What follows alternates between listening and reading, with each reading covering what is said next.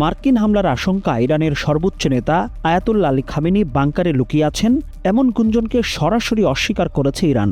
দেশটির দাবি, এমন তথ্য সম্পূর্ণ ভিত্তিহীন এবং উদ্দেশ্য প্রণোদিত গুজব।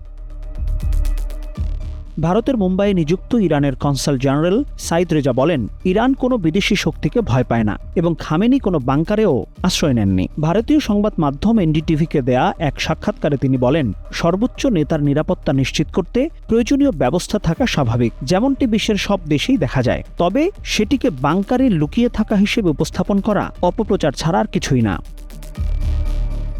ইরানের অভ্যন্তরীণ পরিস্থিতি নিয়েও পশ্চিমা বিশ্ব বিভ্রান্তিকর তথ্য তুলে ধরছে বলে অভিযোগ করেন এই কূটনীতিক। তার দাবি, সাম্প্রতিক বিক্ষোভে বিদেশি গোয়েন্দা সংস্থার মদত ছিল এবং শুরুতে নিরাপত্তা বাহিনী সংযম দেখালেও পরবর্তীতে সন্ত্রাসী গোষ্ঠীগুলো সহিংসতায় জড়িয়ে পড়ে। এসব ঘটনায় বহু বেসামরিক নাগরিক, নিরাপত্তা সদস্য এবং সন্ত্রাসী নিহত হয়েছে বলে জানান তিনি।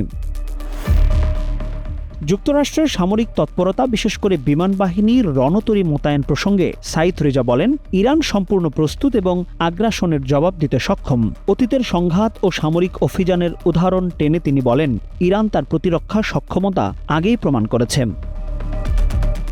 সব মিলিয়ে খামেনিকে ঘিরে বাংকারে লুকিয়ে থাকার যে গুঞ্জন ছড়ানো হচ্ছে তা নাকচ করে ইরানে স্পষ্ট বার্তা দিয়েছে, তেহরান ভীত নয়, বরং যে কোনো পরিস্থিতি মোকাবেলায় প্রস্তুত।